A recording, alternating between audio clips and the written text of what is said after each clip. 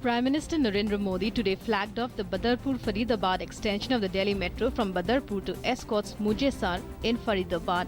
Prime Minister Narendra Modi travelled by Delhi Metro to inaugurate the extension of the Badarpur line. The 2,900 crore rupees project, an extension of the currently operational Violet line between ITO and Badarpur, will have 9 stations. Prime Minister Modi today launched a veiled attack on the Congress, politicizing the issue of one rank, one pension. He also said that they have no right to question the government when they themselves had done nothing in the last 40 years. On one rank, one pension decision, the PM assured that the proposed commission will address shortcomings, if any, on it. On Saturday, the centre announced a one rank, one pension scheme for ex-servicemen. The benefit of OROP will be given with effect from 1st July 2014. An ex-serviceman of same rank and same length of service will get uniform pension regardless of the date of retirement. Under the scheme, the pension will be refixed every 5 years.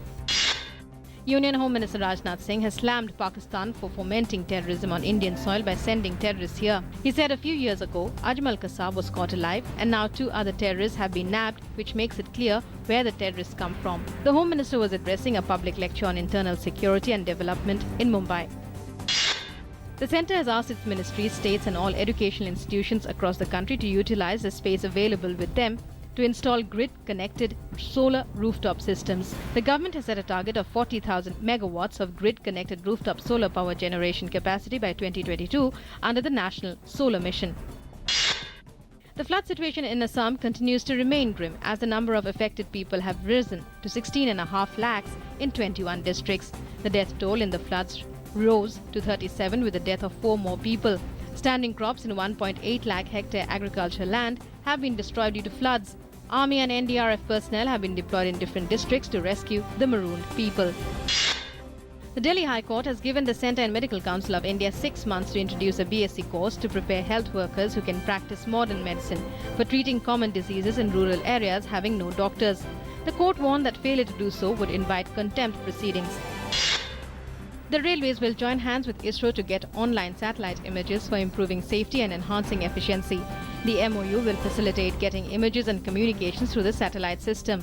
While the images will help in mapping the entire rail route, communications will enable the introduction of Wi-Fi service in trains in a larger way.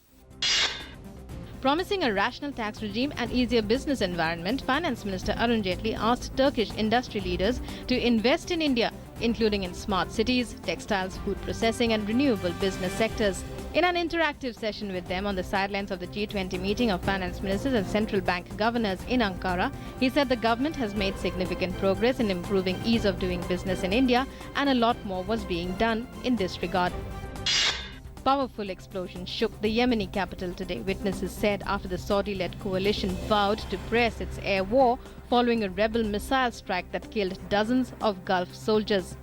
Witnesses said the coalition warplanes pounded positions of the Iran-backed Shiite Houthi rebels and bases of splinter troops loyal to ousted President Ali Abdullah Saleh.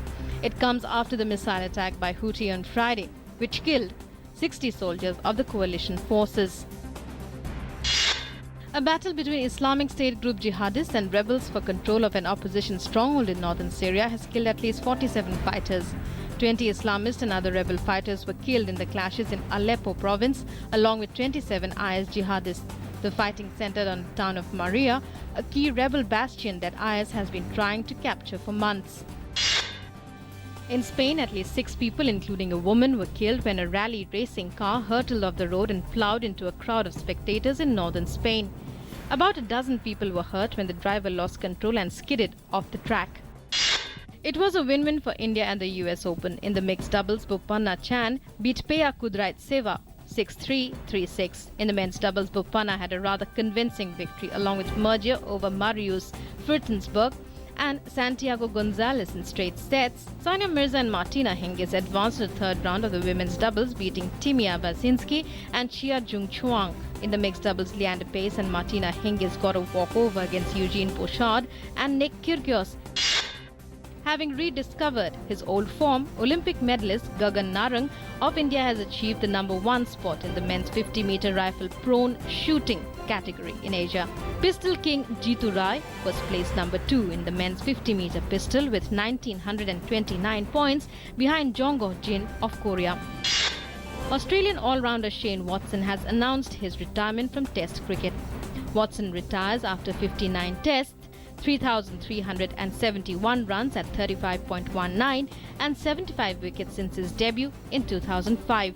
A disappointing performance in his now final test against England in Cardiff in July saw him dropped from the Australian side, and although he intends to continue playing the short form for his country.